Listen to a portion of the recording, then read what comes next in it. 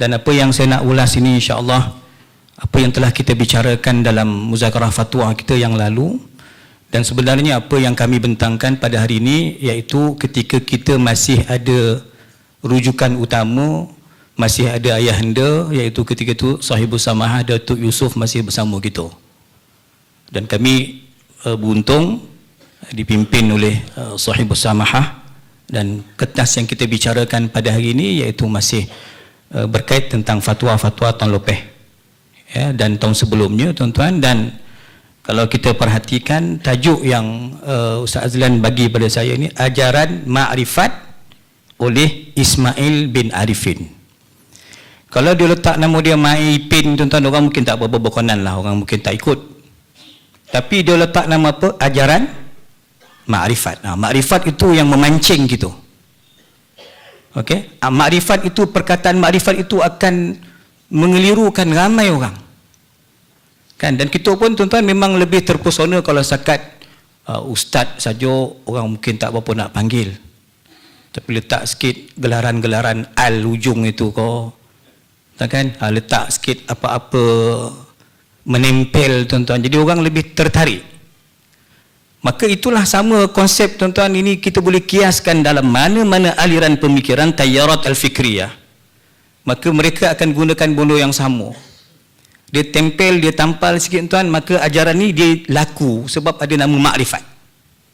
Okey, kalau setakat saya kata tadi, kalau setakat letak nama dia orang tak ikut. Walaupun buku dia tuan orang boleh, buku dia tentang apa? Tentang babi orang boleh, babi hutan orang boleh.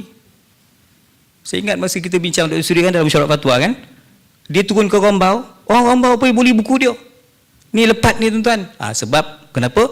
Sebab kita telah minda kita telah dikontrol. Kita katakan, oh walaupun dia mungkin fizikalnya taklah macam Roman seorang syekh, seorang tuan guru, para kiai, tapi dia ni makrifatnya lebih daripada Syekh Murtada.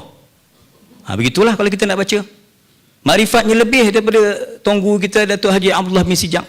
Maka baik kita bawa dengan dia jalan singkat, jalan ringkas ke syurga. Tuan-tuan sekalian, maka sebab itulah ya, kalau kita pelajari ini, kami menggunakan kertas kerja yang disediakan oleh pihak bahagian penyelidikan JAKIM, yang juga diketuai oleh salah seorang ahli fatwa kita, Sahibul Fadilah Prof. Dr. Fauzi Naim, yang terlibat dalam panel menyediakan kajian ini. Maka tuan-tuan, kami dalam muzakarah tersebut telah melihat beberapa kepincangan yang sangat ketara. Jadi tuan-tuan, benda hidayah ni bukan kojo gitu kan. Kalau kita duduk, tuan-tuan, saya tengok sikit ucapan Buya Yahya di Mahat An-Nur di tempat Syekh Nuruddin Al-Banjari di Janda Baik. Dia kata orang duduk dalam lubuk ilmu tapi jahil. Duduk dalam cahaya tapi tak nampak jalan. Tuan-tuan, ini yang berlaku.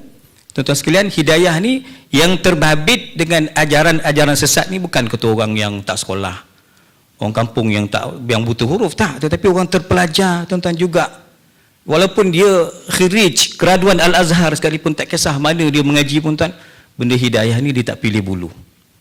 Ya tuan-tuan, kesesatan ni akan mengheret sesiapa yang tidak berhati-hati dalam memilih jalan yang benar tuan-tuan. Maka sebab itu, apa yang boleh saya ringkaskan sedikit tentang ajaran makrifat lepat ini tuan-tuan, dia sebut ada 4 sudut yang boleh kita klusterkan tuan-tuan. Antaranya di sudut akidah. Walaupun pakar akidah kita Dr. Yusri kata nanti dululah kita tak nak tergesa-gesa untuk babitkan konsep hulul ittihad, mujassimah, musyabihah, itu benda yang kita mesti perhalusi betul-betul, tidak semata-mata bergantung dengan kertas kerja. Bahkan memang persetujuan bersama kita nak panggil lepas tu, tapi Ustaz Zalam Kobar dia dah pindah Switzerland, mana? Scotland. Dia dah tak duduk Malaysia. Tuan-tuan, dia tak main Malaysia dah tuan-tuan. Dia dah pergi luar negara betul kan. Jadi tak payahlah panggil dia. Jadi bab yang akidah ni kita berhati-hati, tetapi dibimbangi akidah yang dibawa juga menyeleweng. Kita pergi tuan-tuan sudut yang kedua di sudut syariah. Okey, dari sudut syariah tuan-tuan perhatikan ya. Ini mereka akan gunakan istilah-istilah tadilah, basirah ke, laduni ke, ilham ke tuan, nafahat ke. Istilah-istilah tu orang mudah terkeliru. Okey, kita suka dengan istilah-istilah, oi dia ni power ni kan. Padahal dia main bantai ya tuan-tuan, main bedal lah sebut tu. Ya. Kalau tuan-tuan tengok dari sudut ajaran makrifat yang dibawa oleh brother kita ni, pelepat ni tuan-tuan, maka unsurnya bukan lagi syariat yang murni. Tidak lagi bersandarkan kepada tuan-tuan aliran sunnah yang dibawa oleh junjungan besar kita Nabi Muhammad sallallahu alaihi wasallam, al-musyarri' yang membawa syariat daripada Allah Subhanahu wa taala. Okey. Dia banyak tuan-tuan isu nanti tentang solat. Jadi geng-geng ni senang je. Tak sembahyang, tak payah puasa. Tuan-tuan ni haji ni buang duit. Ni poin-poin itu samalah. Dia pusing-pusing tu je balik. Tuan-tuan ni nanti zakat jangan bayar dekat MAIS. Itu sama je dia punya operasi dia tuan-tuan. Ya, dari syariat. Dan saya akan cuba ambil masa sikit Ustaz untuk tambah lagi nanti sedikit penghuraian. Kemudian dari sudut nama makrifat ni kita akan pergi kepada subjek yang lebih fokus tentang tasawuf. Kan? Dan orang pun suka tuan-tuan, tarikat tasawuf ni benda yang agak glamour lah. Agak orang tertarik. Maka dari sudut tasawuf pun tuan-tuan nampaknya ajaran makrifat yang didakwa oleh lepat ini banyak sangat bercanggah dengan tasawuf yang dibawa oleh ulama-ulama yang mu'tabar.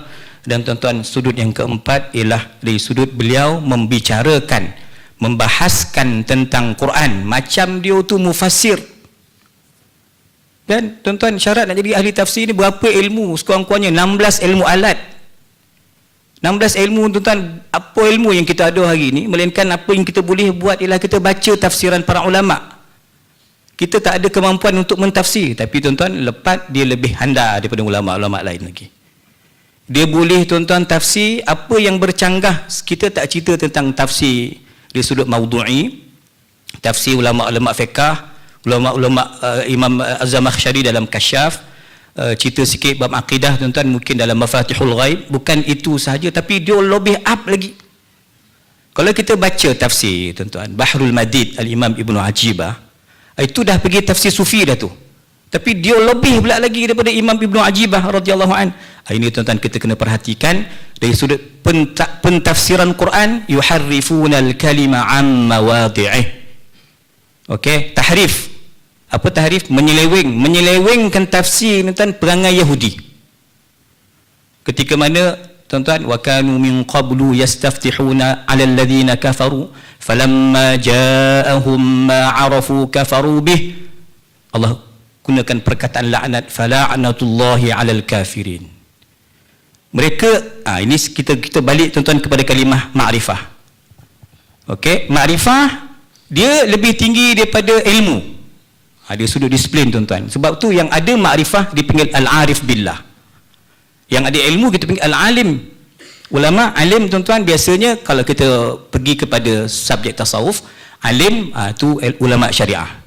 Tapi arif tuan-tuan ulama ilmu hakikat. Tetapi kita katakan tuan, masalahnya tadi dia gunakan istilah-istilah itu untuk mengelirukan kita. Okey, mentafsirkan Quran dengan cara yang salah. Saya ambil sikit lagi Ustaz dengan izin tuan-tuan, kita tengok kalau al-Imam Ahmad Zarruq radhiyallahu an, beliau susun satu kitab, dan kitab ni saya dengan tim Ustaz Saiful dalam proses nak terjemah juga, Iddatul Muridis Sadiq. Tuan-tuan, ini cabaran halangan para salik. Orang yang bersuluk tuan-tuan, dia juga boleh tertipu, terpedaya, gurur. Syekh tarikat pun boleh tertipu, siapa pun tuan-tuan boleh tersilap. Maka antara kesilapan dalam bertarikat hari ini tuan-tuan ada 3-4 poin yang beliau senaraikan. Cuma kalau kita boleh tuan-tuan tengok ya, Al-Imam Ibn Athaillah Sekandari, bukan dalam hikam, tapi kitab ni saya baca di Masjid Kampung Payo tuan-tuan, kitab Bahjatun Nufus. Maka Imam Ibn Athaillah sebut sal, dia boleh is'al, boleh sal kan, sal arifan la arrafan. Apa tuan-tuan nak bezakan arif dengan arraf? Arif itu yang arif billah, yang kenal Tuhan. Tapi tuan-tuan, hari ini orang tak tanya al-arif billah. Orang tak suka mengaji takmir, mengaji yang formal ni, kuliah yang ada tauliah, orang tak suka. Orang suka pergi kepada yang ain yang lain. Patut ain arif, tapi dia pergi araf. Arraf itu sampai Nabi SAW sebut dalam hadis, man ata kahinan aw arrafan fasaddaqahu bima qal faqad kafara ala ma uzila ala Muhammadin sallallahu alaihi wasallam. Siapa-siapa pergi telik nasib, pergi jumpa bomoh yang air tompel jumpa nak dapatkan orang tu, tuan, pawang tu skema atas skema tuan, zulumat tuan, bertindih-tindih kegelapannya. Pergi jumpa bomoh, guru punya banyak. Berapa Ustaz Tahir kita punya penerima tauliah paling banyak saya ingat kat Malaysia kan? 3,600. Kita pergi Johor baru ni, kita pergi Jawatan Mufti Johor, dia punya 1,000 saya. Tuan-tuan, Negeri Sembilan paling banyak penerima tauliah. Supaya apa? Benda-benda hak ini dapat disebarluaskan. Ilmu yang bersanad ini orang dapat faham, sampaikan dengan cara yang betul. Tapi orang tak mahu juga. Dia bukan pergi kepada yang arif, dia pergi kepada yang arraf. Arraf itu tukang telik, skema. Orang suka tuan-tuan benda yang polik-polik. Tuan-tuan sekalian, kalau saya nak tutup tuan-tuan, kita tengok kalam Imam Junaid Al-Baghdadi. Setiap minggu orang lelaki kalau dia tak dengar nama Imam Junaid Baghdadi, artinya dia lolap dah tu. Kenapa tuan-tuan? Muqaddimah khutbah ni panel penulis Dr. Yusri tuan-tuan, tulis tiap-tiap minggu posan program 3 ni, akidah Imam Abul Hasan Asy'ari, Abu Mansur Maturidi radhiyallahu anhuma, fiqh mu'tabar 4 mazhab utama, keutamaan mazhab Syafi'i. Yang ketiga apa? Tasawuf mesti ikut aliran Imam Junaidul Baghdadi. Ada disebut nama lepat Ismail Arifin, Al-Arif Billah, tak ada. Sebab itu tuan-tuan, kita memang tak sempat lah nak bincang panjang di sini kan. Ini tuan-tuan cerita arif. Saya nak petik kalam Sayyidi Saleh Ja'fari radhiyallahu anhu tuan-tuan. Syekh Saleh kata arif itu ialah daripada 4 huruf ain, ilmu, ain. Alif, ain, alif, ittisal wa infisal. Ittisal wa infisal ni Ustaz Syamsul abang saya dia tahulah tu, mad jaiz, mufasil, mad wajib, muttasil. Guru-guru agama, guru-guru Quran kan. Tuan-tuan yang hendak buat tajwid ni tahulah muttasil, munfasil. Tapi dalam istilah arif itu ada ittisal dengan infisal. Arif, ra itu raghbah, keinginan tuan-tuan, kemudian fa itu firar. Jadi kesimpulan Syekh Saleh kata apa tuan? Orang arif itu ialah berilmu. Jadi ilmu itu syariat. Asasnya syariat tuan-tuan. Mengaji, solat tuan-tuan, cukup kemampuan istitaah, pergi haji kan, ada kemampuan cukup haul nisab, bayar zakat tuan-tuan, ya, makrifah, ilmu, infisal wa ittisal tu kita terputus hubungan dengan makhluk, kita hanya bercantum berhubung dengan Allah Subhanahu wa taala, ittisal, dan kita fafirru ila Allah, nak lari ke mana tuan-tuan? Lari kepada Allah, menuju kepada Allah. Dan tuan-tuan, ya, itulah dan raghbah, keinginan kita, kecintaan kita kepada Allah Subhanahu wa taala berdalilkan ayat walladzina jahadu fina lanahdiyannahum subulana, kata Sayyidi Saleh Ja'fari dalam Ilham Nafi' ini tuan, dia kata apa? Antara jalan-jalan Allah ialah para arif billah. Arif billah itu tuan-tuan, kita kena benda yang betul, kita boleh beza benda yang salah. Arif billah itu tuan-tuan apa dia? Kenal arafah, kenal hak Allah, menyempurnakan hak Allah, kenal hak Nabi, menyempurnakan hak Nabi SAW. Confirm lah salah tuan-tuan. Apa yang disebut oleh tentang Wan Masri tadi, confirm lah salah. Dia khabar pula Nabi pula syirik, la ilaha illallah kan tuan-tuan, confirm lah salah. Dulu kita panggil juga Dr.